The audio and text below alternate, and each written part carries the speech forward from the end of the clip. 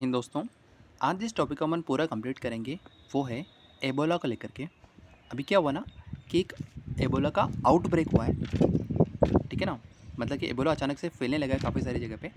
और इसके लेके इंडियन गवर्नमेंट ने क्या किया कि एक एबोला एडवाइजरी जारी की है।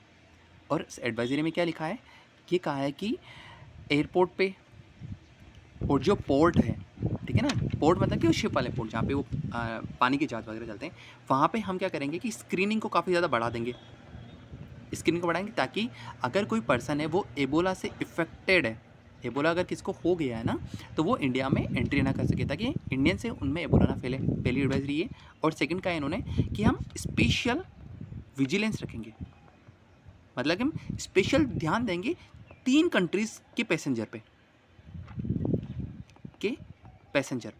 वो 3 कंट्री कौन सी है? वो है डेमोक्रेटिक रिपब्लिक ऑफ कॉन्गो, पहली ये हो गई। सेकंड क्या हो जाएगा? वो हो जाएगा युगांडा। और थर्ड क्या हो जाएगा? वो हो जाएगा साउथ सूडान। इन तीनों कंट्री से पैसेंजर अगर इंडिया आते हैं ना, उन पर हम स्पेशल विजिलेंस रखेंगे, उन पर हम स्पेशली ध्यान देंगे। ऐसा क्यों रखा है इन तीनों कंट्री के पास? खास क्या स्पेशल है? क्योंकि यहीं पे ही एबोला का आउटब्रेक हुआ, इन तीनों कंट्रीज़ में। यहाँ पे अचानक से एबोला वापस फैलने लगा, लोगों में काफ़ी ज़्यादा एबोला होने लगा है, ठीक है। लेकिन ये एबोला होता क्या है ना, हमें थोड़ा सा इसका इंट्रो देख लीजिए, ठीक है। एबोला किस तरह की बीमारी, वो सबको समझते हैं हम।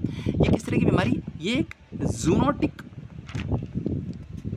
वायरल डिसीज़ है, ठीक है। अब ये देखो, यहाँ पे 3 वर्ड आएंगे, ठीक है ना। एक तो ये वर्ड हो गया, नीचे 2 और वर्ड आने वाले हैं। इन तीनों को ढंग से समझ लेना, ईजी है, समझ में आ जाएगा। जूनोटिक का मतलब होता है कि वो वायरस जो एनिमल से ह्यूमन में आता है। क्या मेरी बात समझ में आ गई? वो कैसा आता है? एनिमल से ह्यूमन में आता है। एबोला कैसे हुआ था कि ऐसा कहते हैं एबोला के लिए कि वो मंकी को खा गए थे लोग बाग। मतलब कि मंकी होता है ना, जो बंदर होता है, उसको सेक करके लोग बाग खा गए इन तीनों कंट्रीज़ के पहले कभी। और उससे क्या हुआ ना कि एक बीमारी होगी उसको, उसका नाम एबोला कहने लगे। बात समझ में आ गई? ये कैसे आई? एनिमल से जब ह्यूमन में आती है उसको हम जूनोटिक वायरल डिसीज बोलते हैं। चलो ठीक है, बात समझ में आ गई। इसका एग्जाम्पल क्या हो जाएगा? और क्या इसकी एबोला जैसा कोई और भी एग्जाम्पल है जूनोटिक वायरल डिसीज का? हाँ है, एड्स। एड्स भी मंकी से ह्यूमन में है, मतलब वो भी एनिमल से ह्यूमन में है। एबोला एक तो क्या है? जूनोटिकल वायरल डिसीज है। और एक और चीज़ होती है ना, देखो चीज़ को समझो। जैसे कि मैंने कहा कि टाइगर एक स्पीसीज़ है, भाई टाइगर स्पीसीज़ है, तो यह किस जीनस का है? यह है पैंथेरा जीनस का। आई थिंक आपने इसको पढ़ा होगा बायोलॉजी में, अगर आप अच्छे से तैयारी करें तो आपने 100% इसको पढ़ा होगा। और ये किस फैमिली से आता है? ठीक है, ये आता है फेलिडे फैमिली से। मतलब क्या होता है? फेलिडे फैमिली का मतलब होता है कैट फैमिली से। ऐसे कहीं पढ़ा होगा ना जीवन में, कभी बचपन में याद करो अपना थोड़ा थोड़ा, कि एक होता है स्पीसीज, स्पीसीज से बड़ा होता है जीनस, जीनस से बड़ी होती है फैमिली, ठीक है ना। जैसे टाइगर की जीनस क्या होता है? Panthera genus. और उसकी ये किस फैमिली से आता है? ये आता है फिलिडे फैमिली से आता है। बात समझ में आ गई सर? उसी तरह से एबोला जो वायरस है ना, वो एक तरीके की स्पीसीज है। और एक किस जीनस में आता है? ये आता है ऑर्थो एबोला वायरस जीनस में आता है, ठीक है ना। याद करने की टेंशन नहीं, क्योंकि यहाँ पे भी एबोला आ रहा है और यहाँ पे भी एबोला आ रहा है, ठीक है। और ये किस फैमिली का है? वो होता है फाइलोवीरिडे फैमिली से, ठीक है ना। वीरी मतलब वायरस हो जाता है यहाँ पे। मैंने सिर्फ याद किया इसको कि एबोला वायरस किस फैमिली से आता है। एबोला वायरस एक स्पीसीज है। ये किस जीन से आता है? ऑर्थो एबोला वायरस जीनस से आता है। याद करने की टेंशन है, इसमें एबोला आ रहा है। और ये किस फैमिली का है? ये फाइलोवेरिडाई फैमिली से आता है। बहुत समझ में आ गई? ये रटना पड़ेगा भाई, मैंने भी रटा था मेरे एग्जाम में, और आपको भी रटना पड़ेगा अपने एग्जाम में। चलो ठीक है, बात समझ। लेकिन ये तो समझ में आ गया कि जूनोटिक वायरल डिसीज होता है, ये इसका इंट्रो है। और सेकंड क्या हो जाएगा? किस स्पीसीज से आता है, किस जीनस से आता है, किस फैमिली से आता है। बात समझ में आ गई सर? अब वापस थोड़ा बहुत अच्छा नहीं लग जाएगा, ठीक है ना, आपको समझ में आ जाएगा। इसका ट्रांसमिशन कैसा होता है? एबोला फैलता कैसा है? एबोला वायरस का इसका ट्रांसफ़र होता है ह्यूमन टू ह्यूमन। मतलब कि अगर किसी व्यक्ति का अगर ब्लड गिर गया, जैसे कोई इन्फेक्टेड पर्सन है, कोई ऐसा पर्सन है जिसको एबोला हो गया, उसका कहीं ब्लड गिर गया, ठीक है, अगर उसका कहीं सलाइवा गिर गया, अगर उसका कहीं स्वेट मतलब कि उसका कहीं पसीना गिर गया, अगर किसी मदर को एबोला हो गया और उसने ब्रेस्ट मिल्क को अपने बच्चे को पिला दिया है, ठीक है, अगर ये सब कुछ होता है तो इसके जो भी कांटेक्ट में आएगा ना, जो भी कांटेक्ट में आएगा उसे भी एबोला वायरस हो जाएगा। बात समझ में आगे नहीं आया? बिल्कुल आ गया। और कैसे हो सकता है ये?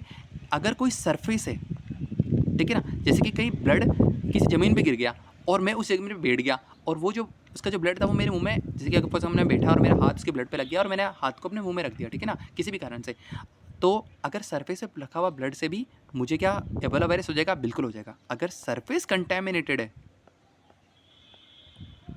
और उस सरफेस में मैं बैठ गया और वो मेरे किसी तरह से शरीर के अंदर चला गया तो मेरे को भी एबोला वायरस हो जाएगा। और अगर कोई डेड बॉडी रखी है, ठीक है, अगर मैंने उसको टच किया, उसके ब्लड को, उसके स्वेट को, या फिर उसके सलाइवा वगैरह उसके मुंह से निकल रहा हो डेड बॉडी के, अगर मैंने उसको टच किया और मेरे अगर शरीर में चला गया तो मुझे भी एबोला वायरस हो जाएगा।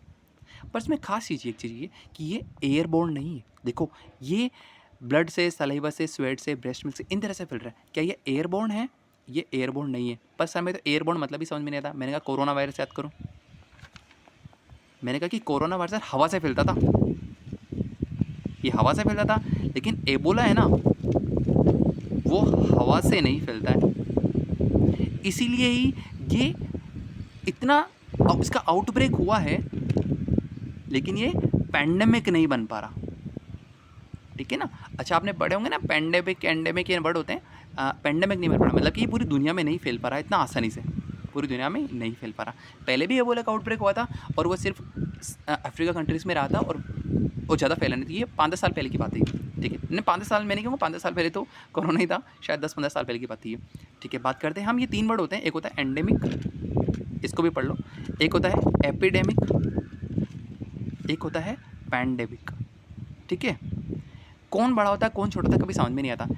पैंडेमिक ये होता है अगर पूरे वर्ल्ड में फैल जाए तो, ठीक है। एपिडेमिक मतलब सिर्फ पूरे इंडिया में फैल जाए, मतलब बड़े क्षेत्र में फैल जाए तो। और एंडेमिक मतलब आपके गांव में फैल जाए तो, आपके किसी एक गांव में या किसी एक सिटी में फैल जाए तो उसको हम एंडेमिक बोलते हैं, ठीक है। एंडेमिक छोटा होता है, एपिडेमिक थोड़ा बड़ा होता है, और पैंडेमिक बहुत बड़ा होता है, मतलब पूरे वर्ल्ड लेवल पे हो जाता है। तो कोरोना वायरस इस कैटेगरी का था, पैंडेमिक का था। तो मैं एबोला वायरस को क्या रखूँगा? मैं इसको रखूँगा एंडेमिक में, क्योंकि ये एक छोटी सी जगह पे ही फैल रहा है, ज़्यादा नहीं फैल रहा है। आप साउथ सुडान को, कंट्री को इतना बड़ा मत समझेगा कि इंडिया इतना बड़ा कंट्री, ज़्यादा बड़ा कंट्री नहीं है, ठीक है। तो एबोला वायरस एंडेमिक में आ जाएगा, बाद भी समझ आगे से आता है। हमें इसका ट्रांसमिशन समझ में आया कि कैसे फैल रहा है, ह्यूमन टू ह्यूमन फैल रहा है, ये एयरबोर्न नहीं है। ये सबसे इंपॉर्टेंट टॉपिक होता है, ठीक है ना। बहुत बार ये पूछते हैं कि क्या एयरबोर्न है? बिल्कुल नहीं होता ये। इसके सिम्टम क्या होते हैं, मतलब हमें कैसा पता पड़ेगा कि किसी को एबोला वायरस हुआ है या नहीं हुआ है? सिम्पटम्स कैसे होते हैं? एक होता है इसमें हेडेक हो जाता है, सिर दुखने लगता है, ठीक है ना, ये तो हर एक में होता है। एक फीवर आता है, ये हर एक में आता है। एक मसल में पेन होता है, मतलब कि हाथ पाँव दुख रहे हैं वगैरह, ये तो तीनों हर चीज़ में होती है ना। तो एबोला वायरस से डरते क्यों हैं? वो डरते हैं इस एक चीज़ से, उसको कहते हैं इंटरनल ब्लीडिंग से। इंटरनल ब्लीडिंग मतलब आप बैठे हुए हो, अगर आपको जैसे किसी पर्सन को एबोला वायरस से वो इन्फेक्टेड हो गया, ठीक है ना, तो क्या होगा? बैठे बैठे उसके लीवर से अपने आप ही खून निकलने लग जाएगा, उसके लीवर से, और पूरे के पूरे आंतों में, इंटेस्टाइन में, हर जगह फैल जाएगा। या फिर उसकी जो स्प्लीन है ना, उससे अपने आप ही खून बहने लग जाएगा, उसके जो हार्ट है उससे अपने आप ही ब्लड लीक करने लग जाएगा। इसको बोलते हैं इंटरनल ब्लीडिंग। इस वजह से फर्टिलिटी होती है, इस वजह से लोग मर जाते हैं, और इसीलिए ये डेंजरस है। अदरवाइज़ ये ये सिर दुखना, बुखार आना, हाथ पाँव दुखना, ये तो नॉर्मल है, ये तो अपने होते ही रहते हैं। लेकिन ये इंटरनल ब्लीडिंग हो जाती है, इससे लोग मर जाते हैं, और इसलिए डेंजरस है। बस इसलिए थोड़ी दिक्कत हो रही है। चलो ठीक है। अब जो मैंने बताया था कि क्या कभी ये पैंडेमिक बन पाएगा क्या? ये कभी भी पैंडेमिक नहीं बन पाएगा। सॉरी, कहाँ चला गया? क्या एबोला कभी पैंडेमिक बन पाएगा? कभी पैंडेमिक नहीं बन पाएगा। क्यों? क्योंकि ये एयरबोर्न नहीं है ना, एयरबोर्न नहीं है, मतलब इजीली फैल ही नहीं रहा है। अगर मैं किसी कॉन्टैक्ट में जाऊंगा तब जाके मैं उसे हाथ मिलाऊंगा, उसके ब्लड को टच करूंगा। आप कितने, अच्छा फॉर एग्जांपल, आपने कितने लोगों की सलाइवा को टच किया है? कभी नहीं किया होगा आपने। या कितने लोगों का ब्लड को टच किया है? कभी नहीं किया, मतलब आपको कभी एबोला हो ही नहीं सकता। लेकिन कोरोना वायरस हर जगह को हुआ था। क्यों? क्योंकि वो हवा से फैल रहा था, इसलिए कभी पैंडेमिक नहीं बन सकता है, ठीक है। अब बात करते हैं इसकी वैक्सीनेशन की, कि क्या इसकी कोई इलाज वगैरह है क्या? हम देखते हैं यहाँ पे वैक्सीनेशन है क्या? बिल्कुल है। लेकिन जैसे कि कोरोना वायरस, अपन नहीं कहते कि नया तरह का कोरोना वायरस है, नया तरह का कुछ, ये नया टाइप आया है कोरोना वायरस का, उस तरह से एबोला के भी बहुत सारे टाइप्स होते हैं। उस टाइप को बोलते हैं हम डिसीज़ के अंदर स्ट्रेन। याद करो, कोरोना में भी अलग अलग स्ट्रेन आते थे। तो एक स्ट्रेन है जिसको बोलते हैं जाइरे एबोला। हमारे पास सिर्फ और सिर्फ वैक्सीनेशन है तो इसी की है, वैक्सीनेशन सिर्फ इसी की है। और एक अब नए नए स्ट्रेन आ गए, नए नए तरीके के एबोला आ गए। जैसे कि एक एबोला होता है, उसको बोलते हैं सूडान एबोला, क्या इसका वैक्सीनेशन है? बिल्कुल नहीं है। और यही सबसे ज़्यादा फैल रहा है और इसकी वैक्सीनेशन ही नहीं है। हमारे पास ज़ाइर एबोला का वैक्सीनेशन है, लेकिन ज़ाइर एबोला अभी फैल ही नहीं रहा है, अभी फैल रहा है कोई दूसरा तरीका एबोला और उसकी वैक्सीन हमारे पास है ही नहीं। लेकिन जो भी अभी फॉर एग्जांपल भाई एक कहावत होती है ना कि ना मामा से तो काणा मामा ही अच्छा है। मतलब कि एक तो किसी के मामा है ही नहीं और एक किसी काणा मामा, तो काणा मामा है तो सही एटलीस्ट, हमारे पास ज़ाइर एबोला है तो सही। तो इस वैक्सीनेशन को अभी वहाँ पे क्या हो रहा है, इन तीनों कंट्रीज़ में हमने देखा था ना, democratic Republic of Congo, south Sudan और एक युगांडा, इन तीनों कंट्रीज़ में क्या हो रहा है, अभी ये वाली ज़ाइर एबोला की वैक्सीनेशन कर रहे हैं। लेकिन एक और प्रॉब्लम है यहाँ पे, उसको कहते हैं रेस्पॉन्स टाइम। ये क्या बीमारी होती है?